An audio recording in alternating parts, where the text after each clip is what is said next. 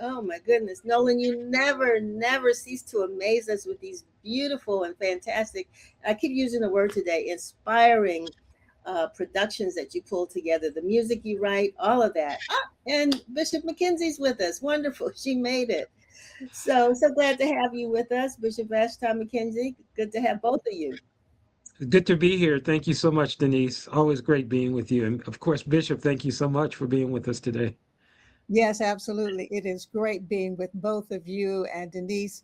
We have known each other down through the years, and so Yes, yes, yes. and so it's good to be with you too, Nolan. Yeah. So, I want to just jump into this production that you all are working together on, just like Selma. Nolan, let's start with you. What was the impetus? Where did this idea come from, and what is it? Tell us what this is.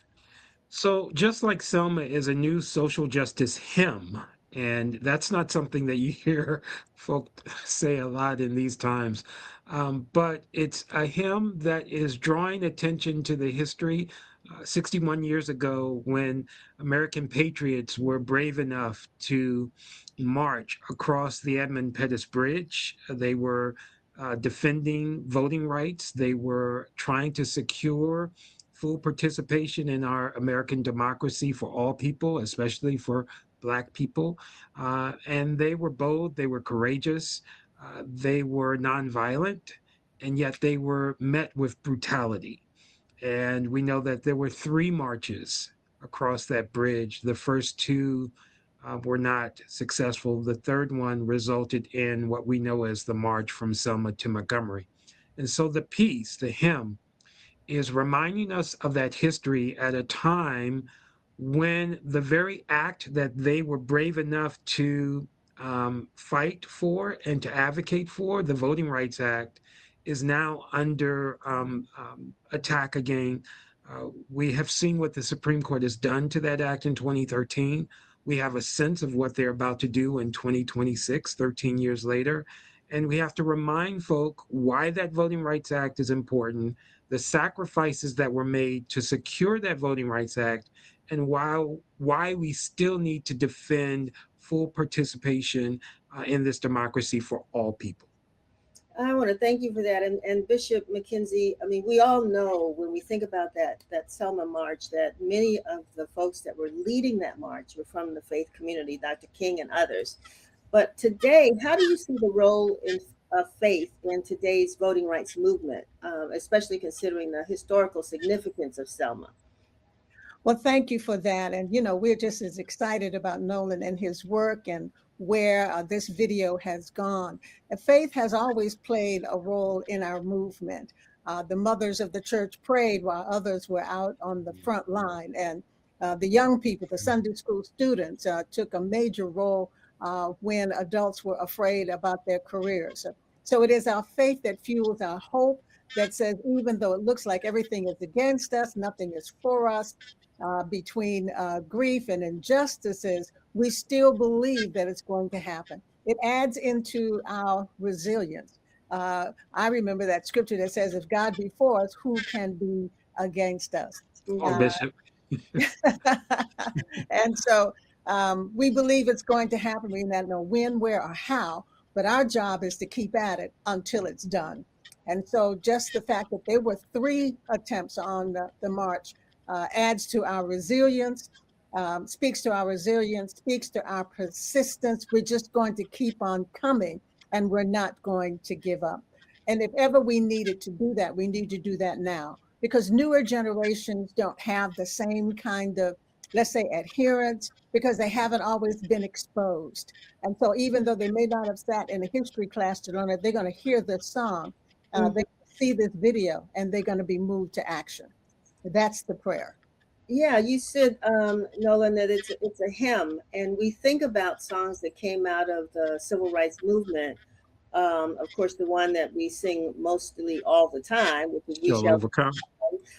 But how are you moving this hymn around the country? And as Bishop McKenzie said, young people will hear it, all people will hear it. But how is that going to happen? Well, we're doing that through wonderful collaborations like the one that we have with Bishop McKenzie and the National Council of Churches of Christ, with endorsements from uh, denominations like the National Baptist Convention USA, the Progressive National Baptist Convention, the Disciples of Christ. I could keep going down the list. We're so grateful that so many of our faith leaders see the merit of this work and are joining us, are standing alongside us in advancing this work. We've also lifted up the Just Like Selma Hymn Sing project, which is now resident in 39 out of the 50 states. We're at about 99 American cities, so we're closing in on 100.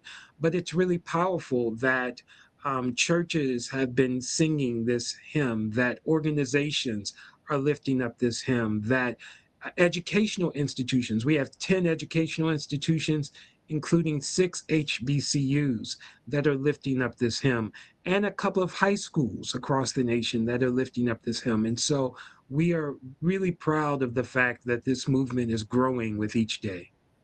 I mean, I'm excited. I have again, it's a wonderful, beautiful song, and it certainly does, sort of blend well with the vision and the what we saw about folks that just recently walked across that bridge. Again, we talked about 3 I marches. was there. I was there. Okay, all right. So I was in Selma, and uh-huh. I marched across that Edmund Pettus Bridge alongside all of our civic leaders and folk from so many walks of society. And we're really honored that the video that you just shared, which people can go to justlikeselma.com right now to watch it and find out more or to register. But that video was a central part of the 61st Selma Bridge Crossing Jubilee. It was shared multiple times, and we're so grateful to Attorney Rose, Fire Rose Teray, and all those who lead that effort, Reverend Dr. Viola Bradford, for their recognizing the significance of this project and bringing it into their programming this year.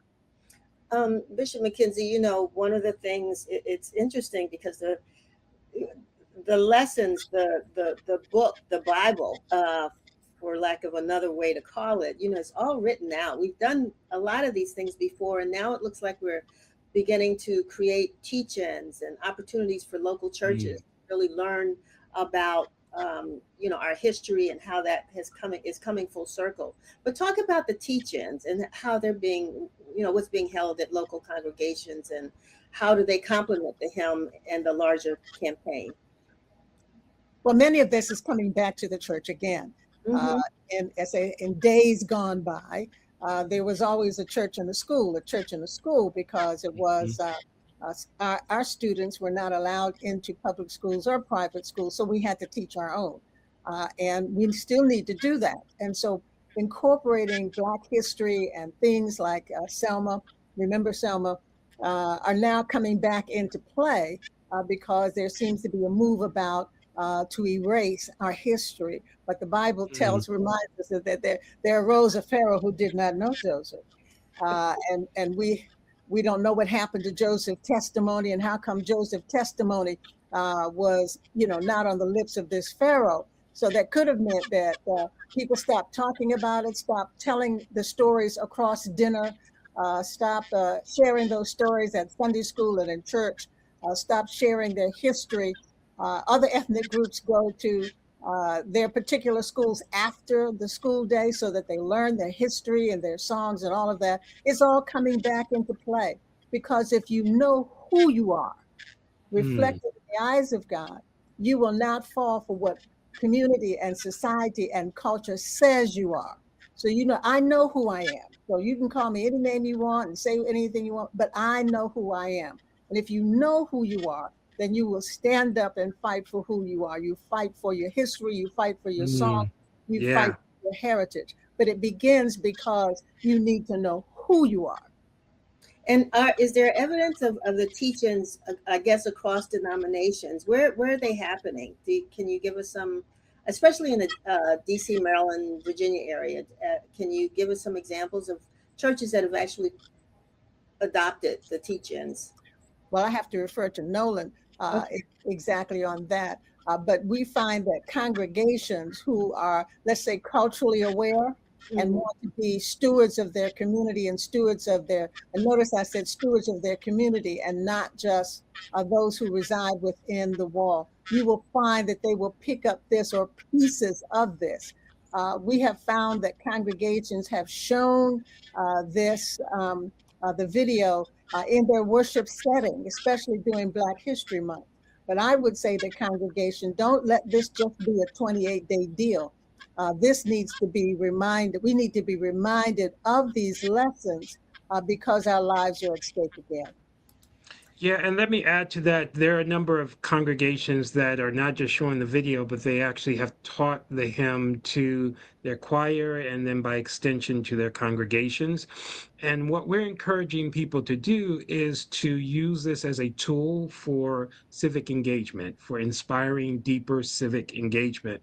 I remind persons that 6 decades ago, the church was at the fore of social movements, right? So that's the reason why the music reflected church music. We Shall Overcome was Charles Albert Tinley's hymn, I'll Overcome Someday, just reworked. Mhm. Woke Up This Morning with My Mind Stayed on Freedom was the spiritual, just reworked, right? They took music that was known and they reworked it for a civic and a social um, cause and purpose. And now here we are 6 decades later, and when we look at the social movements in our time, whether it's Black Lives Matter or Say Her Name, those did not start in the church. Correct. They started in the community. And then the church has been playing catch up. And so part of what we are saying is that it's time for the church to reclaim its place at the Mhm. fore of these kinds of movements. And that's not to at all deny, the leadership of persons like Bishop Vashti McKenzie or Otis Moss III, or, they're leaders across this country who have been brave enough to speak out against what's happening in our time. But largely, those persons have been siloed, right? There hasn't been the kind of coming together. And one of the things that has inspired me is the reminder that music is still a galvanizing force. It's a way to bring us together so that we are unified in our messaging. We're literally singing out of the same hymn book. And so that's the power of this this piece. And then the movement becomes, now that you know this, use this as a tool to inspire people to get out to the polls. Use this as a tool to inspire your social ministries or your social justice ministries to be even more deliberate about the work that they're doing in the community. Use this as a tool so that we are inspiring people not to be bullied, not to sit back and wonder if their vote makes any difference or if their voice makes any difference. But if ever we need folk to be emboldened, that time is now. Well, the one thing I know for sure in my oops, sorry about that. In my um in my experiences in marches, that songs um, play a critical role in keeping people motivated and keeping them moving forward. And it's just amazing now that it's we don't march in silence. We don't start off in silence. We need those songs, and this sounds like an amazing piece that we I don't know. I'm sorry. It's That okay. yeah, Freedom just keeps calling you, Denise. I know. That's not the song I want to hear today. But anyway, no, I think it's just I want to commend both of you all for what you're doing, for sharing this, thinking of the greater good that this provides, and reminding us that we still have work to do. And I think Yeah. this what this does for us. I don't want to hold you too long. Any closing remarks that you want to share, or how can I people stay do engaged? I do want to encourage folk to go to justlikeselma.com to learn more about this. And I also want to allow Bishop McKenzie to speak about some of the initiatives that she's doing through the National Council, because our goal here is to partner with organizations like hers in order to just provide another tool to amplify the work that's being done.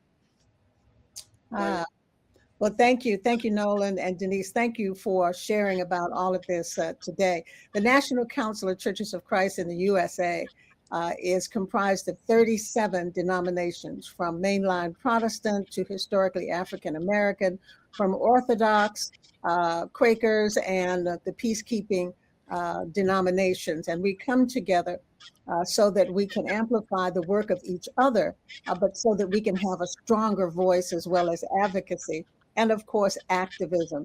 And so in this season, we have a campaign called Deliver Us from Evil.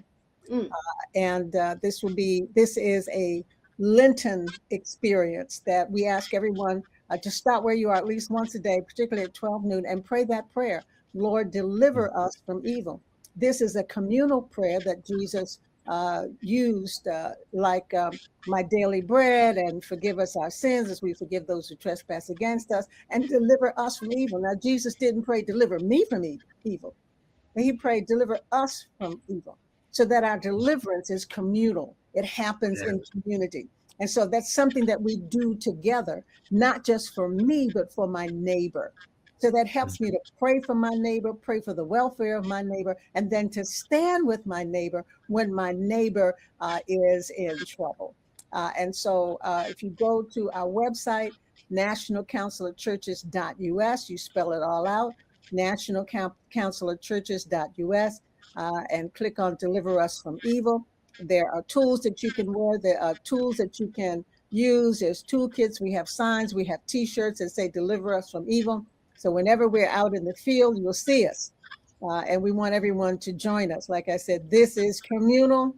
It is Bible. It is scripture. It is the prayer of the hour. Lord, deliver us from evil.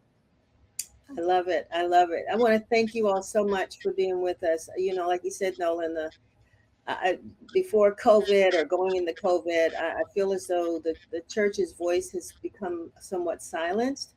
But I think this helps to amplify, whether we're a member of Bedside Baptist, you know, watching online or whatever. Now we have a song, and we have a day and an hour of prayer for each other.